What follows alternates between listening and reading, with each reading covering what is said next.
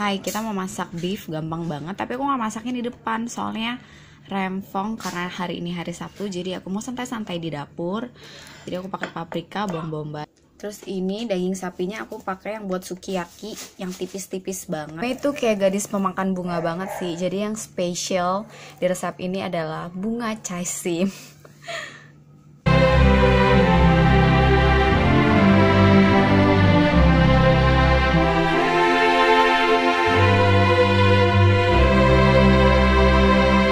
Harus ada sih ini sih oyster sauce, tapi aku pakai yang mushroom. Jadi buat kan karena biasa kan aku suka masak sesuatu yang buat vegan atau vegetarian.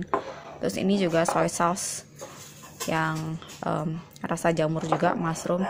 Sama ini penting banget sih, tapi kalau nggak ada ini juga nggak apa-apa. Ini temen aku bawain dari Jepang. Ini sakura honey syrup, enak banget sih. Kaldu jamur ya, kan biasa kan ada yang pakai kayak kaldu ayam, kaldu sapi, tapi buat orang-orang vegan dan vegetarian kan nggak bisa. Jadi pakainya kaldu jamur si totole ini. Kalian cari aja di pasar, banyak sih kaldu jamur. Garlic powder, kalau nggak ada juga nggak apa-apa. Terus ini kalau kalian suka makan sashimi, ini tuh ada bumbu teriyakinya yang rasa yuzu. Kalau nggak ada semua ini nggak apa-apa, yang penting ada oyster sauce sama kecap. Udah, itu aja sih. Ini cuma bumbu-bumbu tambahan yang bikin nendang aja sih rasanya. Lagian juga dipakai cuma seiprit-iprit gitu.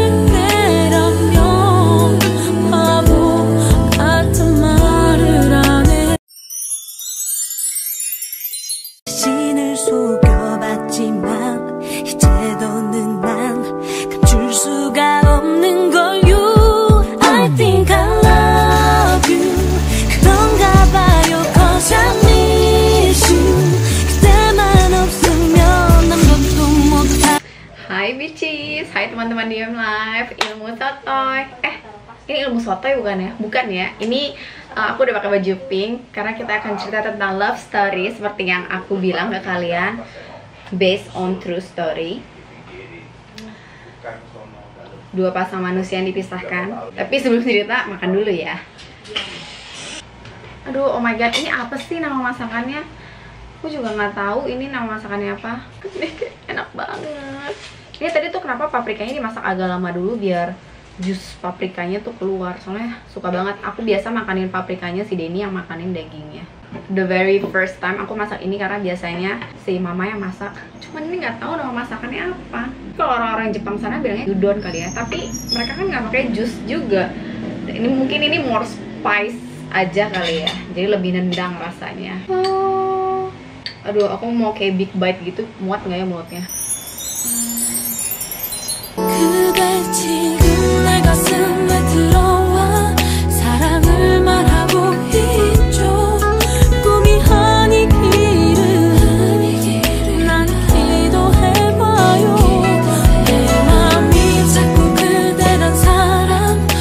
I am proud of myself. Oh my god, Mom, kayaknya lebih enak loh, Mom. Oh my god, aku gak tahu ya, ternyata aku punya bakat terpendam. I'm good on it. Let me eat first before tell you la la la la. Nah itu suka banget ya sama kembang ya. Nah, tadi tuh kembangnya ditaruh terakhir biar nggak layu.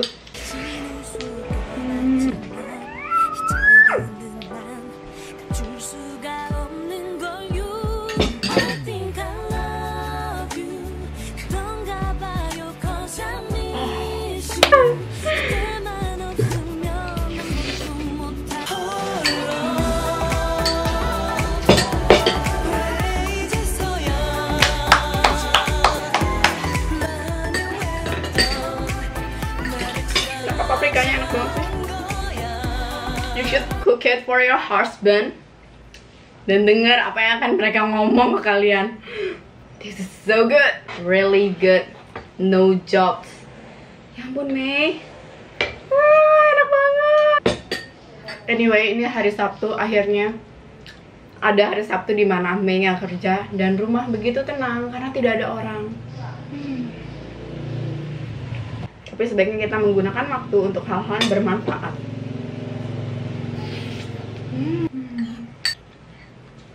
This is so sick.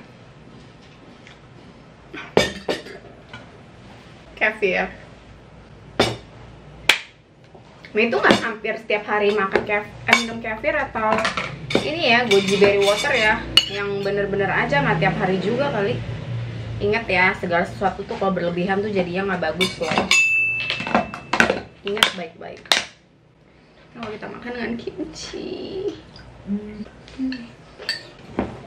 Kisah cinta hari ini tuh inspiring banget. Jadi aku tuh selalu ngajarin ya, bukan selalu ngajarin sih.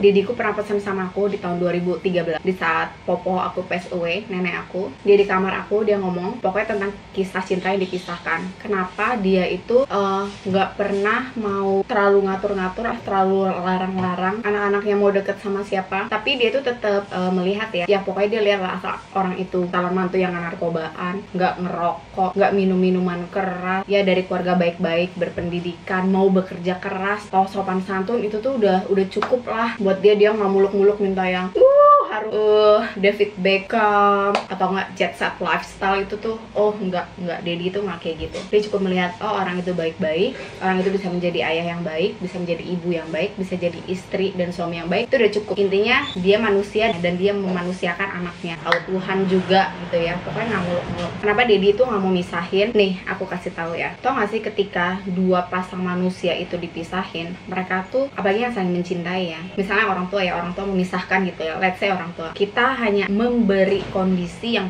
penuh tekanan pada anak kita. Satu, dia itu stres berat di sana dan penuh tekanan.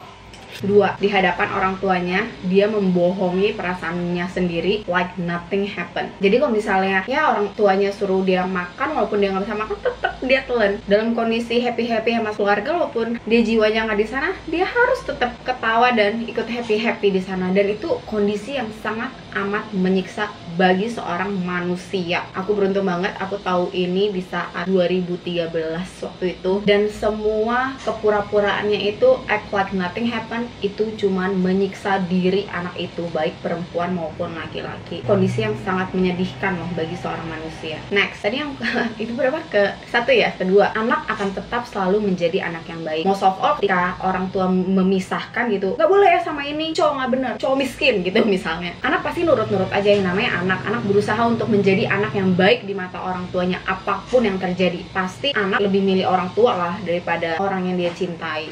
Pasti, dimanapun. Mostly ya, kecuali anaknya badung gitu ya, kecuali anaknya benar-benar memperjuangkan cintanya gitu, bukannya badung, dengan cara-cara yang baik dan benar. Pastinya tuh dia pasti ya nurut lah sama orang tua. Ya yang kayak tadi, yang disuruh makan ya dia makan, walaupun dia nggak mau makan. Disuruh minum ya dia minum, padahal waktu itu dia nggak haus. Gimana sih orang yang lagi putus cinta? Tapi kan kondisi seperti itu sangat menyiksa dan kalian nggak bisa. Dan kalau yang nggak tahu ya, nggak pernah tahu itu, wah rasanya kayak gimana gitu loh. Because my dad was there. Jadi tuh dia benar-benar paham itu kondisi yang sangat tidak manusiawi. Next, kita membentuk karakter anak sebagai orang tua tuh karakter yang pembohong, pengecut, tidak bertanggung jawab. Kenapa? Ketika anak itu mencari pasangan hidup, di situ ada pilihan, itu ada tanggung jawab. Itu adalah proses yang kita lakuin di setiap pekerjaan kita sehari-hari. Kamu milih, kamu tanggung jawab. Kamu milih, kamu tanggung jawab. Right? Ketika semuanya sudah dipilihin, ketika semuanya sudah disiapin, kalau orang tua ada, kalau orang tua nggak ada, siapa nanti yang milihin buat kita? Ya kan? Harus kita sendiri. Ya dong. Kita pilih, ada pertanggungjawabannya di dalam pekerjaan. Nanti ketika udah berumah tangga juga kayak gitu. Nggak bisa tuh Daddy tuh selalu ada 24 jam buat Meme, tuh nggak ada.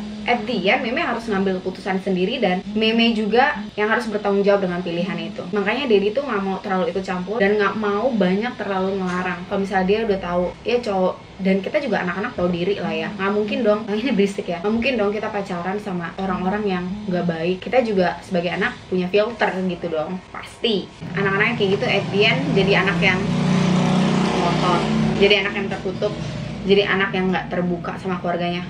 Bukan salah dia, tapi keluarganya yang begitu, yang memposisikan pokoknya ini nggak boleh, itu nggak boleh, ini jangan, itu jangan. Dia mau ngambil keputusan juga nggak bisa karena sudah terbiasa dengan kondisi yang menekan dia. Buat apa sih kita taruh seorang anak dalam kondisi seperti itu tuh? Kalau buat daddy saya nggak akan tega melakukan itu. Anak dilahirkan ke dunia bukan untuk menikmati kesengsaraan yang orang tua berikan. Pada saat dua insan manusia itu benar-benar mencintai dan tiba-tiba dipisahkan, itu benar-benar kita sebagai orang tua itu darah daging kita loh, itu anak kita, tapi kita memberikan kesengsaraan. Bukankah, ini Dedi yang bilang loh, bukankah anak itu lahir bukan untuk dibuat sengsara, bukan dibuat untuk menderita, tapi dalam kondisi itu anak sangat menderita, anak sangat sengsara, dan kalian gak akan pernah tahu perasaan orang di kondisi itu sangat menderitanya kayak apa tuh. Wah, kalian nggak bisa bayangin deh. Dan orang kayak gitu, orang yang sangat kasihan. Dia mau ngomong juga nggak bisa, karena nggak ada keterbukaan di keluarga yang seperti itu. Yang ada hanyalah pemaksaan. Kalau enggak, ya misal, itu banyak banget yang ancaman ya. Apalagi di klinik aku sering banget ya. Kalau ini nanti mamahnya meninggal, ini papahnya meninggal. Oh, ancaman-ancaman kayak gitu aku udah sering banget ngedenger dan melihat langsung di depan mata aku. Kan loh, anak yang kayak gitu hidupnya tuh sangat, aduh ya Tuhan, jauhkanlah aku, pasanganku, dan keluarga aku dan kalian dari kondisi-kondisi gitu. Jangan sampai. Itu benar-benar menyeramkan banget bagi seorang manusia ya. Lagian tuh kata Didi, aduh ngapain sih kayak gitu. Orang tua tuh jangan terlalu banyak ikut campur di soal begituan deh. Biarin anak itu hidup dengan orang yang benar-benar dia cintai dan benar-benar dia kasih. Kalian mau ya anak kalian, saudara kalian, kakak-kakak kalian hidup dengan orang yang nggak benar-benar mereka sayangin, nggak benar-benar mereka cintai? Kalian sanggup ngeliat itu? Dia tuh hidup cuma sekali loh di dunia. Dan yang paling terakhir dan paling sering dilupakan, kita sebagai orang tua, saya sebagai calon ibu nanti, anak itu hanya titipan Tuhan. Yang tahu yang terbaik buat anak bukannya kita, tapi Tuhan. Kayak misalnya ya, kakakku pacaran sama siapa atau adekku pacaran sama siapa, aku juga nggak mau terlalu banyak ikut campur. Dan aku sih ngelihat memang pilihan-pilihan mereka ya pasti ada kekurangan, ada kelebihan, tapi doa aja. Aku juga sampein ke mereka dengan cara yang baik, nggak pernah ada tekanan, amarah, atau apalagi ancaman. Itu nggak pernah. Keluarga kita tuh nggak pernah yang kayak gitu. Semuanya benar-benar dikomunikasikan dengan sangat amat. Yang pertama, hangat, lembut, dan baik. Jangan sampai menyinggung, soalnya itu perasaan ya. Ingat yang tadi, kayak kita hidup tuh cuman sekali di dunia, nggak akan keulang lagi. Dan biarkan orang hidup dengan orang yang dicintai. Kita jangan terlalu banyak ikut campur.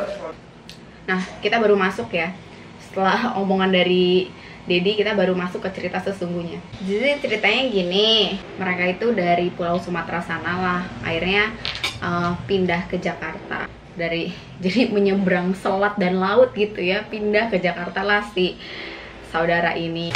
Karena mereka kuliah di satu tempat di Jakarta, universitas terkenal lah ya, kalian pasti tahu, tapi aku nggak bisa sebutin karena aku harus menjaga kode etik dan kerahasiaan. Akhirnya si kakaknya ini kuliah, terus menikah, terus beruntung dapat perempuan yang sangat amat kaya. Jadi biaya kuliahnya dibiayain sama perempuan itu. Pokoknya akhirnya bisnis, sukses, ya semua itu karena perempuan itu. Terus adiknya kuliah dong, tapi adiknya ini udah mulai bisnis kecil-kecilan, tapi kuliah masih ditanggung sama orang tuanya. Akhirnya si adiknya ini pacaran lah sama perempuan yang sangat cantik. Kita sebut perempuan itu Sinta kali ya. Ini cerita udah pernah aku ceritain sebenarnya di Snapchat. Si cowok itu Rama aja kali ya. Nah, jadi si Sinta sama si Rama pacaran. Akhirnya someday mamahnya dari Pulau Sumatera itu dateng lah ke Jakarta, terus ketemu cewek itu.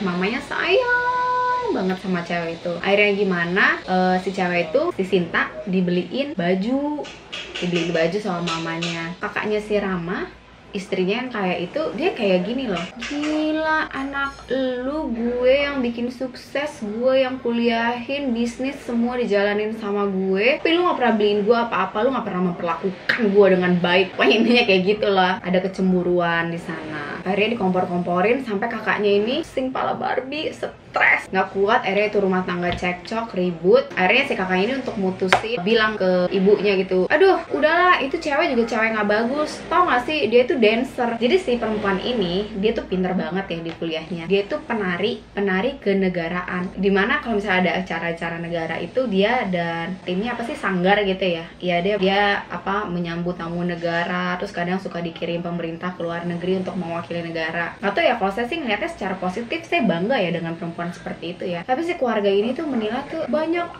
apa anak laki-laki main gak bener lah, apa segala macam. Intinya dipisahkan lah dari si keluarga ini gitu kan. Padahal dia tuh waktu kuliah tuh prestasinya bagus banget ya.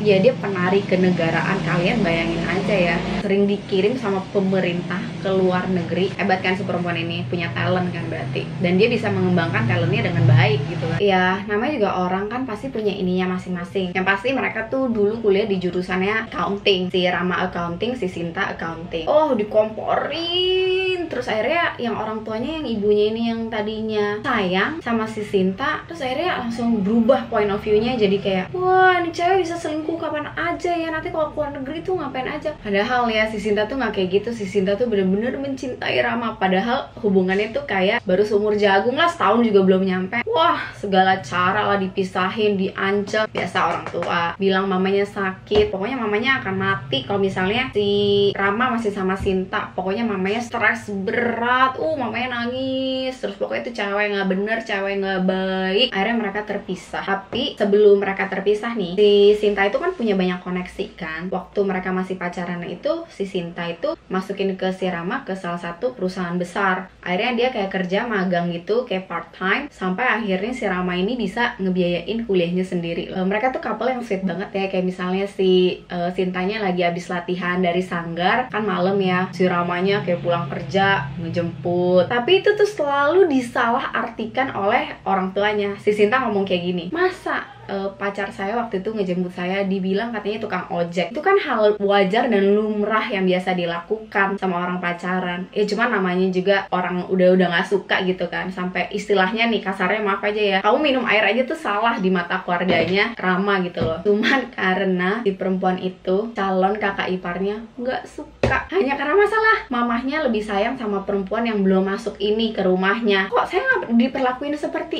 itu sih? Bayangin ya, karena rasa kecemburuan kita bikin dua manusia yang harusnya saling mencintai itu jadi terpisah. Pokoknya sampai pindah kos-kosan lah, apa segala macam.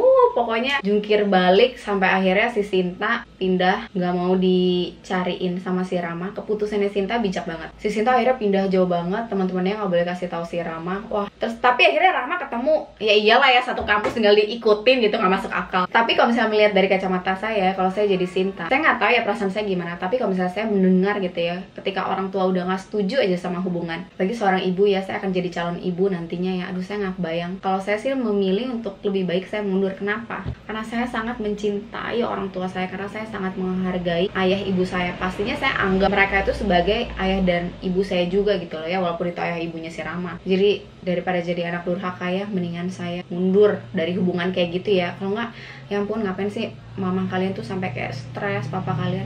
Nggak tahu ya kalau itu saya ya, mungkin saya salah atau saya nggak ngerti, karena mungkin saya juga belum pernah ada di posisi kayak gitu. Cuman kalau misalnya saya ada di posisi kayak gitu, begitu mendengar kata orang tua aja, kalau saya nih ya, saya orangnya nggak mau nyakitin hati dan perasaan orang tua, itu saya paling nggak mau. Terus akhirnya mereka terpisah. Gak ngerti si Rama kenapa, ada kesepakatan apa di antara keluarga itu, diancem apa. Akhirnya si Rama tuh akhirnya dia sudah menghentikan usahanya untuk mencari si Sinta. Ya mungkin itu juga kali ya, karena anak laki dia pasti nggak mau ngelihat mamanya kenapa-napa, dan Sintanya juga udah pergi, udah pindah jauh gitu kan. Ini yang paling nggak masuk akal, karena si Rama itu dia bilang sesuatu tuh yang bikin si Sinta kok Sinta dia bilang sesuatu yang sampai si Sinta itu bener-bener nggak bisa ngelupain perasaannya itu yang begitu mendalam sama si Rama. Dia bilang sampai kapanpun, sampai akhir, apapun yang kamu dengar dari orang lain, saya sama siapapun, itu bukan pilihan saya, itu pasti bukan kemauan saya, karena yang saya mau kamu ada di sisi saya. Kayak gitu kan. Akhirnya tau gak sih, bener aja ya si Sinta itu ya, dia gak bisa menjalani hubungan sama siapapun karena dia bener-bener mencintai si Rama itu ya. Dan emang kurang ajar laki itu ya, si Rama nikah dong sama orang lain. Dia nikah sama perempuan yang sangat amat baik, perempuan yang begitu sederhana. Dia nggak cakep-cakep amat lah ya, kalah lah ya sama si Sinta. Tapi itu perempuan pilihan keluarganya, perempuan pilihan ibunya, perempuan yang bisa mendampingi dia lah. Pokoknya ya perempuan yang paling pas menurut kacamata manusia ya, menurut kacamata keluarganya. Ini adalah perempuan yang paling pas. Jadi dijodohin, akhirnya nikah. Setelah nikah, punya anak, akhirnya ini udah beberapa belas tahun kemudian di lift perkantoran, ting, ketemulah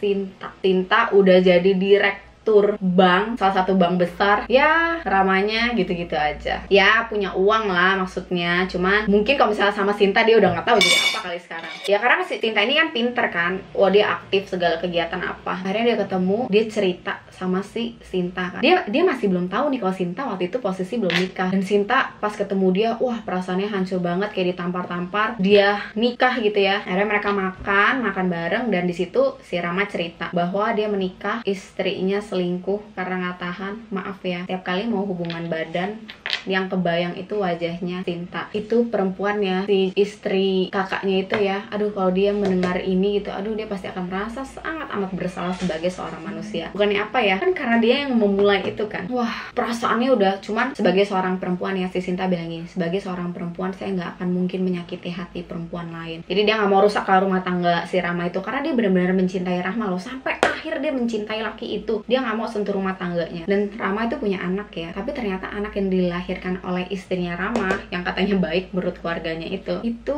anak hasil perselingkuhan. Jadi itu bukan anaknya Rama, karena perempuan itu nggak tahan. Si Rama juga nggak tahan. Akhirnya si Rama ngomong sama istrinya, kayaknya kita nggak bisa campur deh, nggak usah berhubungan deh, soalnya susah bagi dia gitu. Cuman si Rama ini tuh nggak ngomong kalau setiap kali berhubungan ya dia jaga perasaan istrinya, dia sayang banget kok sama istrinya ya, walaupun yang dicintai si Sinta gitu kan. Itu benar-benar part yang paling menjadikan sih buat saya di satu hubungan rumah tangga. Aduh itu juga anaknya bukan anak si Rama, jadi aduh pusing deh. Akhirnya si Sinta kabur lah, dia nggak inilah, dia pokoknya menjauhi si Rama, dia udah nggak mau ada kontak. Pokoknya terakhir ketemu itu saat makan waktu itu, abis itu udah that's it, bam dia udah nggak cari. Terus sampai akhirnya beberapa tahun kemudian si Rama ini bisnis, terus tiba-tiba entahlah ketipu orang atau apa, akhirnya jadi bangkrut. Dan perempuan yang cantik, perempuan kembang desa pilihan ibu dan keluarganya itu akhirnya meninggalkan dia benar-benar terpuruk, stres banget, sampai akhirnya lupa ingatan loh karena stres nih ya, secara psikologis. Dan faal aku jelasin, ketika orang sangat amat stres, hormon kortisolnya itu meningkat, dan kortisol itu akhirnya mengganggu hipokampus, meracuni hipokampus bagian otak, sehingga terjadi atrofi hipokampus. Jadi tuh orang tuh melupakan sesuatu lah gitu lah, pokoknya memorinya terganggu.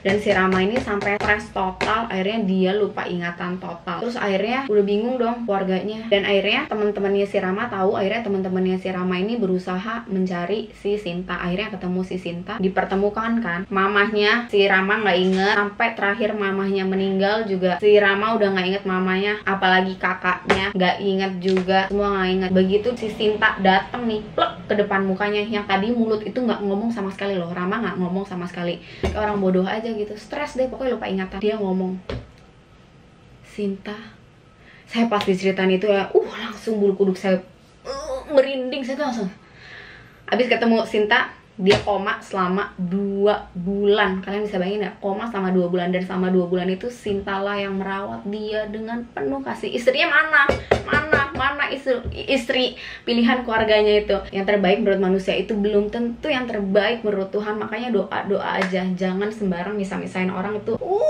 Setelah diurus, dirawat segala macam, akhirnya tadi konsultasi ke psikiater, dokter syaraf, akhirnya dibawa ke saya untuk melakukan brain gym juga segala macam. Akhirnya konseling keluarga lah, waktu itu saya megang. Kita kumpul, kita curhat-curhat, kita sharing-sharing bareng. Kakaknya ikut pada saat itu, kakaknya ikut andil dalam memisahkan hubungan mereka. Kakaknya tuh bener-bener nangis, minta maaf sama Sinta, tuh nggak tahu minta maafnya udah kayak apa.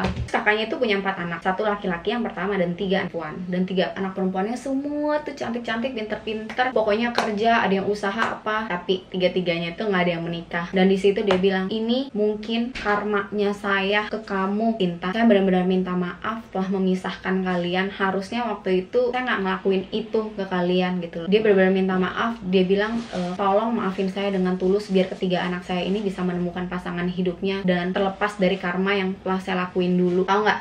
Undangan yang didapat itu bukan undangan Rama dan Sinta. Undangan yang didapat itu adalah undangan anaknya dia. yang akhirnya nikah itu saya dikasih. Dia bilang, ibu datang ya ibu. Iya, saya bilang oh iya pak, saya datang. Akhirnya loh, kayak tau gak sih, si Rama sama Sinta tuh sampai detik ini ya, wah si Sinta tuh yang bawa terapi kemana-mana pas segala macem, mana keluarganya mana, dan semua itu totally Sinta yang keluarin biayanya loh, karena saking cintanya dia, saking sayangnya. Dan dia bilang hubungan ini gak usah nikah gitu. Lagian si Sinta juga sekarang umurnya udah 60 something lah ya, udah pada tua juga.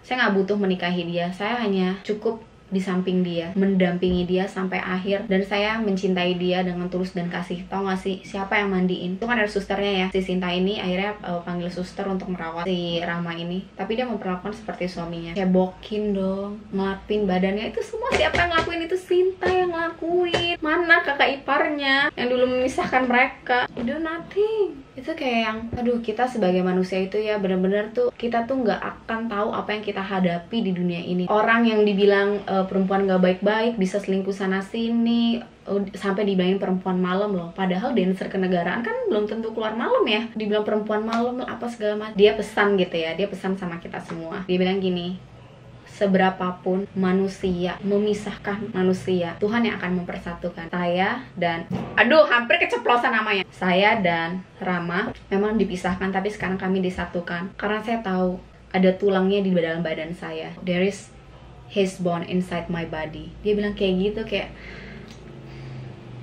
ya itulah mungkin yang dibilang orang jodoh tuh pasti ketemu gitu. Mau dipisahin jungkir balik kayak apapun pasti nyatu. Itu yang saya lihat di depan mata saya, dan bukan cuma saya lihat loh ya. Ini my boyfriend juga udah ketemu langsung sama orangnya. Kalau kalian nggak percaya nanti ya, kalau misalnya dia sudah siap untuk dipublish, biarkan dia yang menceritakan sendiri ke kalian bagaimana dia amazed ngelihat. Dia sih sampai bilang kok ada ya orang kayak gitu di bumi. Terus kan aku kan iseng kan ya, aku ngomong gini sama dia, sayang nanti kalau kita amit-amit digituin gimana ya? Dia langsung ngomong hati-hati. Dia langsung takut gitu kan.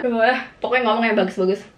Itu bener-bener yang saya, Beb kamu ketemu mereka bulan apa sih, kayak Juni atau Juli gitu ya. Ya pokoknya ada something lah.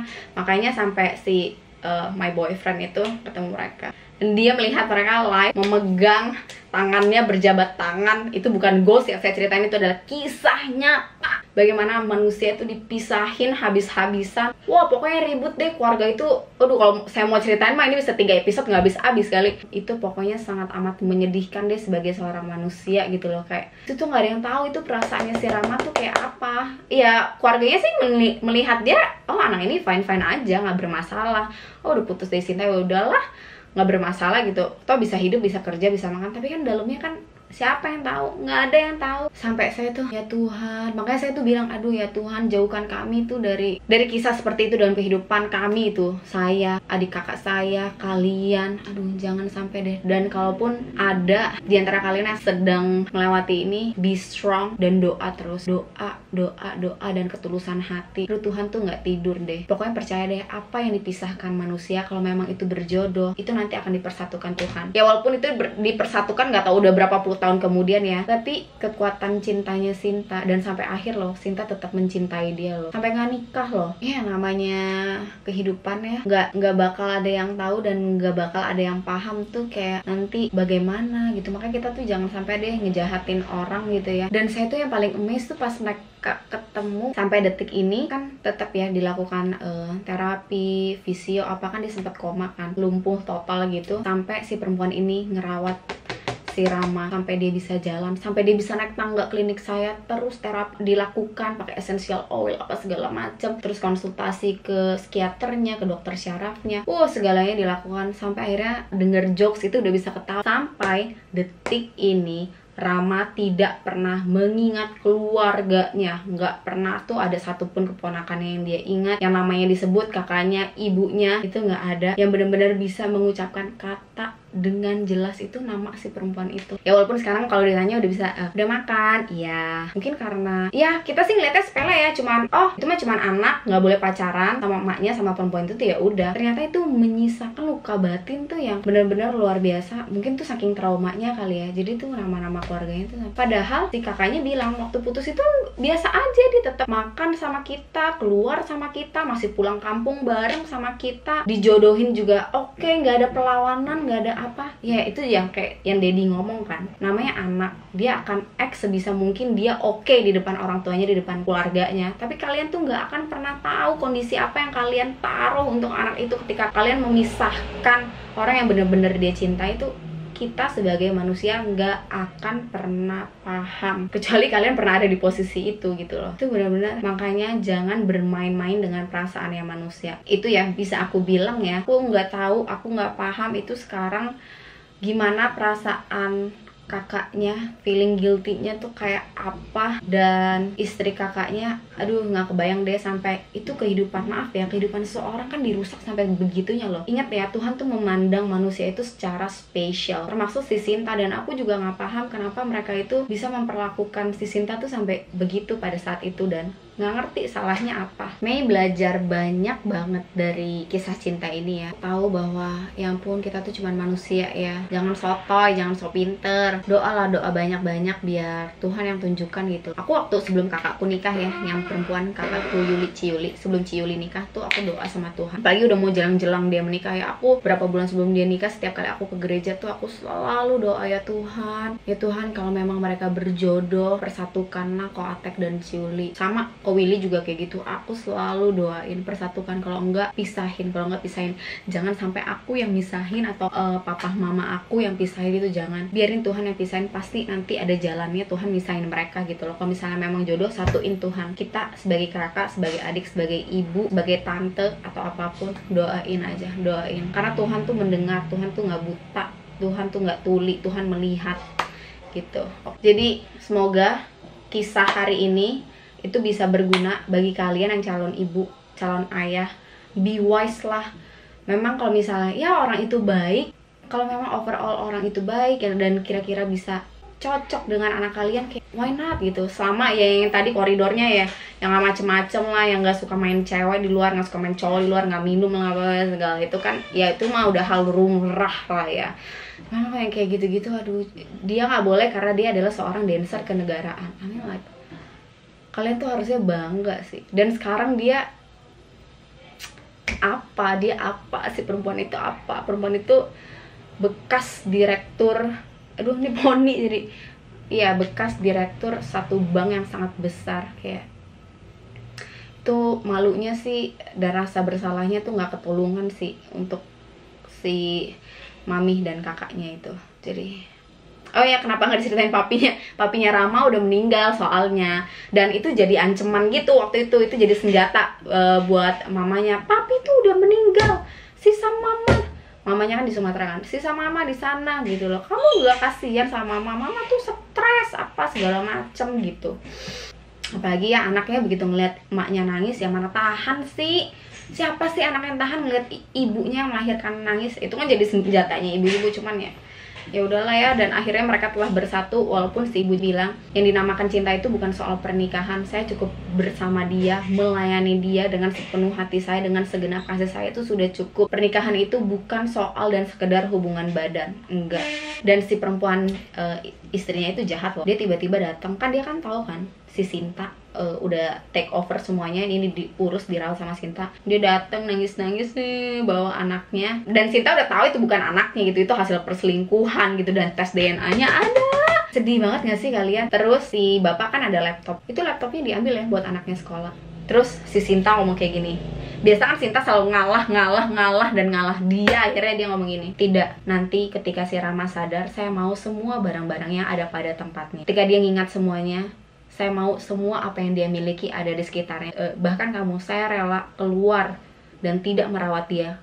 Kalau Rama sendiri yang ngomong sama saya, dia menginginkan istrinya yang sah, yang ada di sisinya. Dia ngomong kayak gitu. Kayak perempuan. Ya Tuhan, itu bukan manusia, itu kayak malaikat. Sampai saya pegang tangannya, Ibu tuh mengajarkan saya sesuatu yang sangat penting dari kehidupan. ibu adalah perempuan berhati emas. Aduh ya Tuhan, itu kayak. Terus mobil juga mau diambil sama si perempuan itu. Coba mobil masih nyala nggak, dibawa aja. Dan akhirnya tau gak sih si perempuan itu sekarang di mana? Tebak lah, ya udah sama pria lain lah. Walaupun mereka belum bercerai dan saya juga nggak ngerti, nggak paham gimana caranya. Ya pokoknya begitulah ya kisah kehidupan. Jadi bagi para mamah-mamah yang sekarang lagi nonton, doalah apa yang dinilai kalian itu terbaik itu belum tentu baik untuk anakmu. Kita tuh sebagai manusia ya, pria ya, apalagi yang tulangnya diambil, dia tuh punya insting, dia tuh paham siapa perempuan tuh yang memiliki tulang dia di tubuh orang itu paham, dan secara alamiah mereka akan bersatu, ya nggak sih?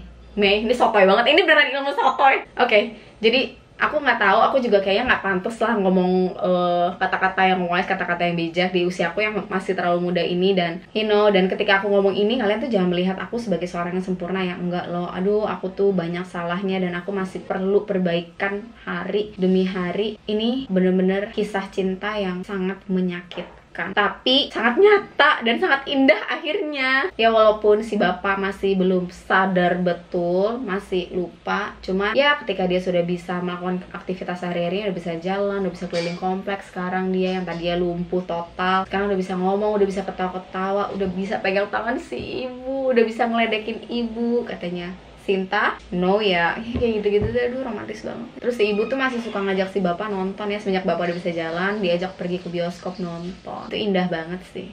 Pokoknya at the right time, at the right place, Tuhan tahu tempat dan waktu yang tepat untuk kita semua. Semoga bermanfaat ya ceritanya untuk kita semua. Semoga kalian juga belajar ya dari kisah ini. Ini benar-benar pelajaran buat kita semua. Buat kita semua. Ini kisah nyata, bagaimana mungkin ada hal kayak gini di dunia, tapi mungkin itu buktinya nyata. Hari ini adalah satu yang indah. Saya harus masukin barang-barang itu ke pembukuan ya teman-teman. Saya harus bekerja habis ini. Manfaatkan semua waktu luang kalian untuk hal positif, hal yang baik untuk perkembangan diri kalian. Oke? Ini panjang loh videonya, semoga kalian gak bosen. Dah.